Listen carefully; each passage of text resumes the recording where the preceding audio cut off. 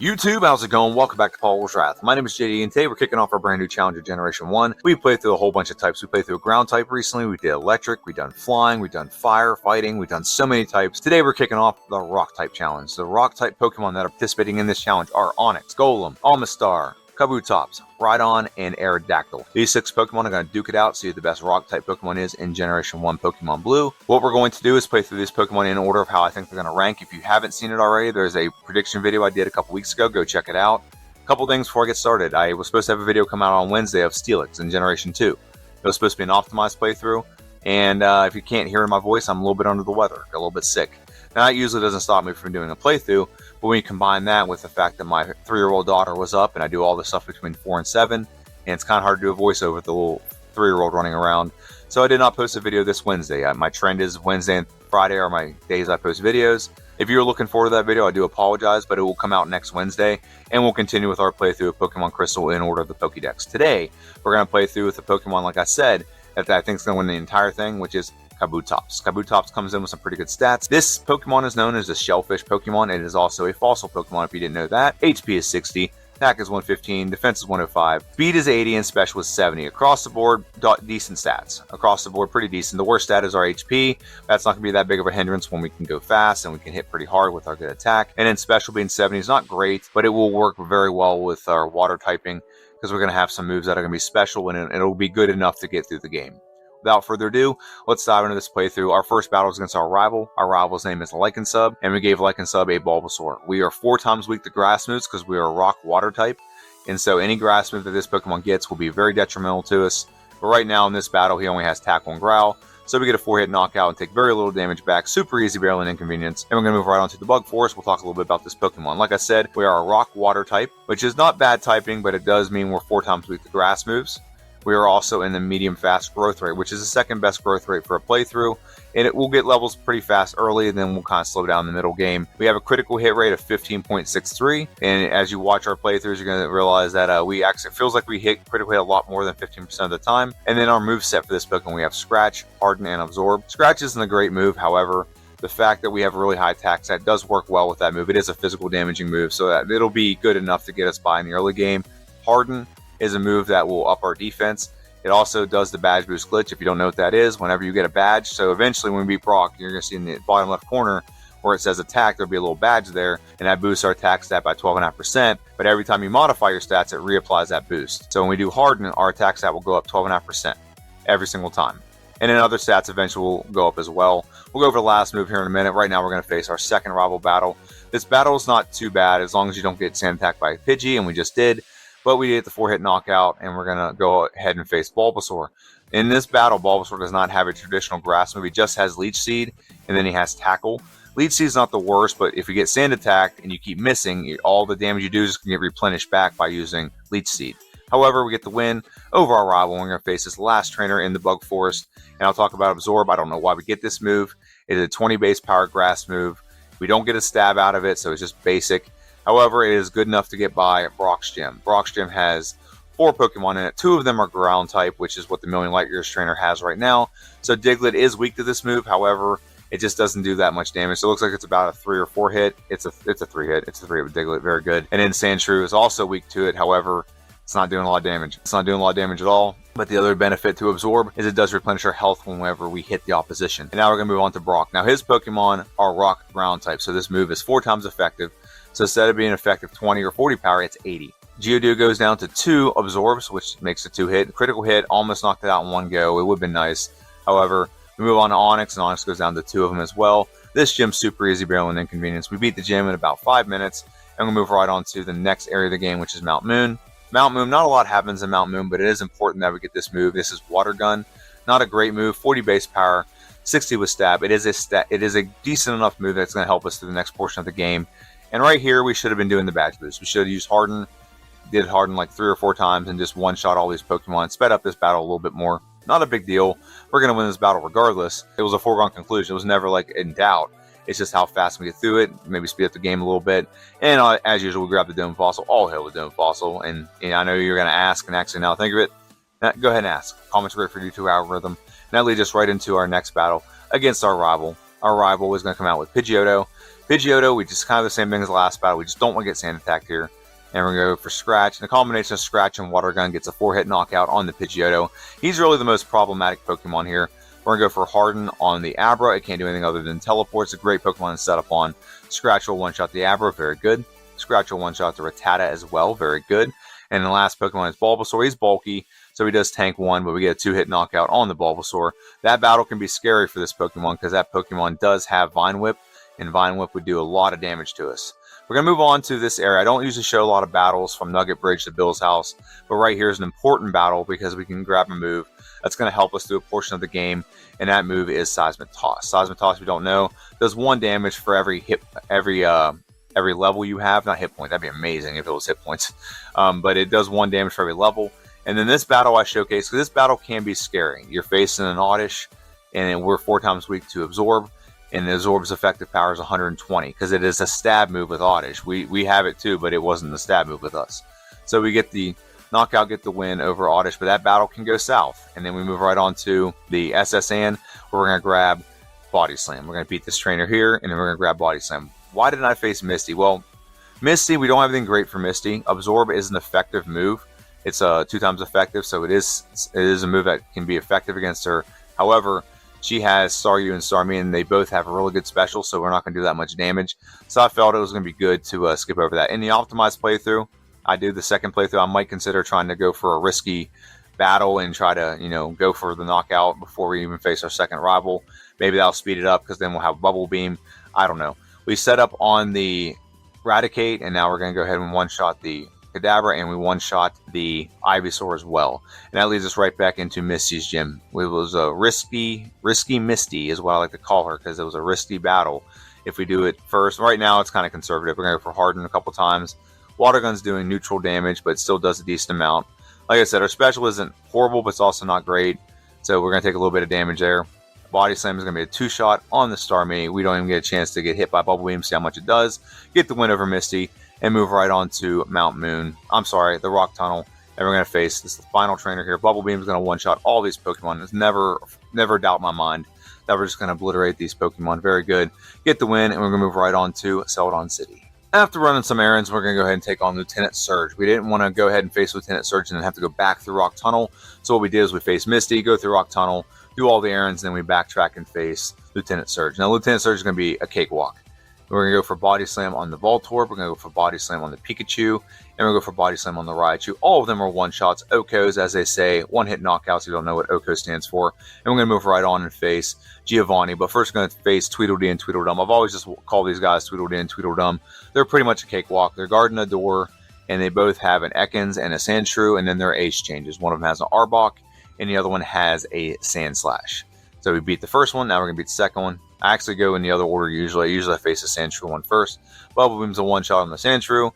Bubble Beam could have been a one-shot on the Ekans, but we went for Body Slam instead, and then Bubble Beam on the Sandslash. Get the win over the Rocket Grunt, and we're going to go ahead and face Giovanni number 1. Giovanni number 1 is going to come out with Onix. We're going for Bubble Beam on the Onix. Very good. And Rhyhorn comes out. We're going to go for Bubble Beam on the Rhyhorn. Very good. And then Kangaskhan comes out. Is Bubble Beam going to be a one-shot? It is not, however. 2-hit. A Toko, as they say, or as I say, it's kind of my term I've always used. A 2-hit knockout. Get the win. He goes on Batman, disappears. Now we're going to go ahead and face our rival in Pokemon Tower. This is our 5th rival of the game. He's going to come out with a Pidgeotto. Pidgeotto is going to go down. Oh, then we're going to go for Harden first, and we go for Body Slam on the Pidgeotto. It's a one-shot. Very good. We level up so that Harden really has no point right now. We just eliminated all of our badge boosting, so it's not a big deal. But we're going to get a lot of one-hits across the board here. Go for Harden one more time on the Kadabra. Going to get the knockout. Very good. And we're going to one-shot the Ivysaur. We are. Very good. Very easy win over our rival. I'm going to move on to Pokemon Tower. And really, Seismic Toss was useful there because it makes all the ghost types a 2-shot. Bubble Beam isn't that great. Ghastlies and Haunters have pretty good special. And we're going to move right on and face not Giovanni, Koga. Koga is the Poison Gym leader. And we've added Swords Dance. And we no longer have Harden. We have Swords Dance. If you don't know this, Swords Dance ups your attack stat by 2 stages every time you do it. You can do it up to 3 times. Still does the badge boost glitch, however, just makes it so we can really just steamroll over a team. We just obliterated Koga right there. 4 one-hit knockouts. We are not going to learn Slash. Slash would have been great if we could get it earlier. However, Body Slam is better. Slash, if you don't know, every time it hits, it critical hits, so it skips over any stat modifications. Body Slam works better with Swords Dance because when we badge boost, Body Slam will work well with it and not crit all the time. So we're going to go for Swords Dance number 1 on the Growlithe, and we're just going to go for Surf. I don't even know why we did Swords Dance because it's not boosting our special. Maybe it was boosting our speed. That might have been the reason for it, but I think we still outspeed even if so. I don't know why we did that. We outsped regardless, so we could have saved a turn there. And that leads us right into our next battle against Erica. Erica is the grass gym leader. I've been avoiding this gym because I know what's going to happen if we don't one-hit knock out all of our Pokemon. Look how much Razor Leaf did there. Almost a one-shot from full health. The only thing that saved us is we were over-leveled. We were over-leveled to the point where we were able to tank a 4 times effective Razor Leaf that crits all the time. So that was pretty lucky, I should say. So let's go ahead and save here right before we face our 6th rival battle in Silphco, and he's going to lead out with a Pidgeot. Pidgeot is a Pokemon that we're going to try to set up on, but we got to be careful. He still has Sand Attack. We don't want to get hit by that. We just got hit by that, so that's not fun. However, once we're set up, we have something for everyone. We can pretty much one-shot everyone across the board. One-shot the Gyarados. We're going to one-shot the Growlithe with Surf. Alakazam comes out. Body Slam on the Alakazam. And then the last Pokemon is Venusaur. We should have gone for Body Slam here. The reason why we should have gone for Body Slam is we lost our special boost, so we wouldn't have one-shot anyway, and he could have attacked us back with Razor Leaf. We did freeze, so that was fortunate. However, next time I should just go for Body Slam. It's the more effective move. And now it leads us right into Giovanni number 2, and then we're going to go ahead and set up, and we're going to go for Surf, and we're going to sweep his entire team. One shot on the Nidorino, one shot on the Kangaskhan. Rhyhorn is 4 times weak to water moves, so it's a one-shot, and Nidoqueen is a one-shot as well. Pretty easy win over Giovanni. That leads us right into Sabrina. Sabrina and her whip. Her Pokemon are not going to be that difficult. One badge boost should really just set us up for success here, and we're going to go for Body Slam and just sweep her entire team. Body Slam on the Kadabra, Body Slam on the Mr. Mime. That was a crit. Don't think that mattered, but critical hit right there. Body Slam on the Venomoth, and then one more Body Slam on the Alakazam. Pretty easy win, and it leads us right into our final gym leader, which is also our 3rd Giovanni fight, 3 Giovanni, and he's going to lead out with a Rhyhorn. Rhyhorn is going to come out, and we're not even going to set up. We're just going to go for Surf, and we're going to spam Surf and just obliterate this entire gym. One shot on the Dugtrio, one shot on the Nidoqueen. Nidoking comes out, it's a one-shot as well. And then the final Pokemon is Rhydon. It is 4 times weak to water moves, and we are going to obliterate it. 570 effective power. So we just absolutely destroy this gym. And we're going to go right into our final rival battle for the Elite Four, the penultimate rival battle in the game, actually. And we're going to give 1 rare candy, and that's to prevent us from leveling up in the middle of battle, which actually this does not work, so I should have just gone for Broken, done the attack anyway. But that was supposed to prevent us from leveling up middle of battle. Now in this battle, Pidgeot does not have Sand Attack anymore, so we can kind of set up with impunity. And we're going to go ahead and hit Ice Beam on the Pidgeot. It's a one-shot. Ice Beam or Surf on the Rhyhorn would have been a one-shot as well. Gyarados comes out. We'll go for Body Slam. It's a one-shot. Or I'm sorry, Growlithe is a one-shot as well. Alakazam comes out. Body Slam should one-shot as well. And now we're going to level up, and this is what I didn't want. However, we still have our effective power Body Slam. It one-shots, and we move right on to the Elite Four. We're about to go in and take on the Elite Four. Before we do, we're going to go ahead and pause and look at our stats. Our move pool really quick with this Pokemon.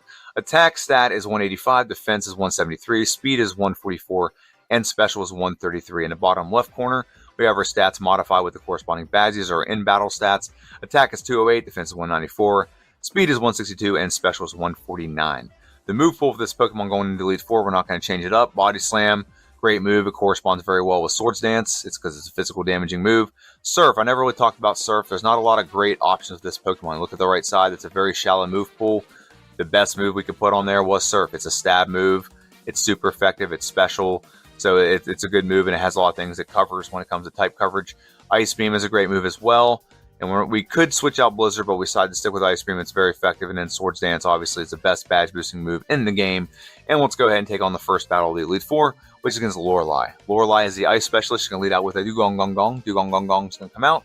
And its moves are very ineffective against us. Aurora Beam is only 48 effective power because we resist it. And Takedown is also resisted. So didn't go for anything. Just went for rest. And we set up and we're sweeping. Body Slam on the Dugong, the Cloyster, the Slowbro, and the Jinx. And do we one-shot the Lapras? We do. Lapras is the one that's scary because we usually won't one-shot Lapras, and it can freeze us with Blizzard or confuse us, making the battle way more interesting than it has to be. And speaking of interesting battles, this one becomes way more interesting than it has to be. We go ahead and knock out the Onix. Now we're going to set up on the Hitmonchan, and Hitmonchan goes for Thunder Punch, paralyzing us. So now this battle becomes a lot more convoluted. As long as we hit, we're fine because we are set up to +4, and we have our stats modified as well. Surf is still one-shotting, and Surf is going to one-shot the Onix. And then Machamp is the last Pokemon to come out. Do we one-shot the Machamp? We do. Even though we're paralyzed, we still get the win. Super easy, barely an inconvenience over Bruno. We don't talk about Bruno very much. It's kind of the lost hiker of the Elite Four. And now we face Agatha. She has the Agatha Lotto. She can paralyze you. She can poison you. She can put you to sleep. She can confuse you. And we get set up to +6. And then we're going to go for Surf on the Gengar. It's still not a one-shot. Gengar has very high special, so it's able to tank our Surf. Ice Beam on a Golbat. It's super weak to it. It's a one-shot. Haunter goes down to 1 Surf as well. And then Arbok comes out 1 Surf as well. Gengar, the last one, could be scary if we either get confused and miss, or he goes back-to-back Nightshades, but we still get the win over Agatha, and that leads us right into our next battle against Lance. Lance, well, he's not a liar with the Flyers in this game. He actually has a decent amount of Dragon Pokemon in this game, but we're going to go ahead and set up on the Gyarados. It's a good Pokemon to set up on. Hydro Pump does about 1/4, so we don't want to mess around too much. We only need to set up the +4. Then we're going to go for Ice Beam on his last 4 Pokemon. All these Ice Beams will be one-shots. The only thing we have to worry about is potentially missing. And in the last Pokemon, Dragonite, it's a one-shot. We get a very easy win over Lance. Now, here's a little bit of a glitch here, is I actually skipped over the battle before this. So I have one reset. Here's what happened. I set up on the Pidgeot. Just like I'm about to do now, I'm going to set up on the Pidgeot. And then I swept all the way through, and I got to the Venusaur. From full health, Venusaur hit me with a Razor Leaf, one-shotting me. That's how I lost this battle. I would have had a sub 45-minute run if it wasn't for that. But we're going to go and do this again. We're going to set up on the Pidgeot, and he's going to go for Swords Dance as well. And it goes Glowing. We don't want to get hit by this move, so just go for Ice Beam. We will use one more Swords Dance on a different Pokemon. Rhydon is a great Pokemon to set up on because he's garbage. We go for one more Swords Dance, get our setup. We actually get a Leer, which actually boosts our attack stat even more. So we get a one-shot on the Rhydon.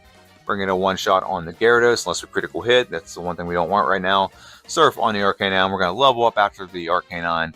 So now we're going to transition. We're going to go right for Surf on accident. So we screwed up there. We should have gone for Body Slam. Mega Drain does so much damage to us. Critical hit. We paralyze it so it doesn't attack us. I don't know why, but that battle just went off the rails. But we do get the win over our rival, the champion. And we end up getting a time locked in at 45 minutes and 28 seconds. Not a bad time. It could be better. There's things I can do in this playthrough that are gonna save some time. For example, potentially being Misty is going to save a lot of backtracking. And also, if I don't lose the first battle against the champion, that also would help us. It would definitely get us in the next tier. Speaking of tiers, let's go ahead and look at where we are ranked in this tier list. We have this Pokemon coming in at 45 minutes and 28 seconds. Where does that put us? It puts us right here in the A tier, right next to Sandslash, right next to Jolteon. And we're going to move these Pokemon around. So now the tier list is updated. We see that Kabutops is sitting on top of the A tier. And we are literally 28 seconds away from being in the S tier. Do I think this Pokemon can get in the S tier? Absolutely. I think I can get it in the SS tier. That's going to be a challenge. Saving off 5 minutes from what was, I would consider, a pretty good run is going to be tricky. However, I do think I can get this somewhere in the middle of the S tier. Maybe around like Lapras, maybe close to Charizard. That's the goal. That's what I think is going to happen. The next Pokemon we're going to play through is Amistar. Now, a lot of people, whenever I did my prediction video, thought that Amistar was going to be the Pokemon that was going to be #1 in the Rock-type challenge. I can see why. There's a lot of good things about Amistar, so that's going to come out next Friday. But let me know what you think in the comment section down below. How you think Kabutops did? What do you think I could do to make this Pokemon better?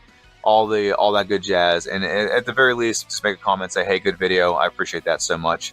But I really enjoyed this Pokemon. This Pokemon is pretty solid. I still think this Pokemon in some way should be like a rock bug type. It looks like it's like a prehistoric version of Scyther or something like that. Look at its arms. Like, look at Scyther's arms. Look at this. There's some kind of relation there. I don't look at this Pokemon and think, oh, water type Pokemon. I get why it is, because there's a certain water creature that looks like the head, but it is what it is. Let me know what you think in the comment section down below. This is JD. This is Poliwhirl's Wrath. Like I said, I'll be coming out next week. I'll have 2 videos. I'll have an optimized playthrough with Steelix in Generation 2. Really excited about that. Like I said, did a lot of good editing and some time comparisons with the first playthrough. That way you guys can see the Pokemon's growth and progress throughout the course of the playthrough and how it outpaces its original playthrough. And then we're going to have a video next Friday of Amistar, playthrough of Pokemon Blue. Let me know what you think in the comment section down below. Like, share, subscribe. Have a good one. And I'll see you guys next time.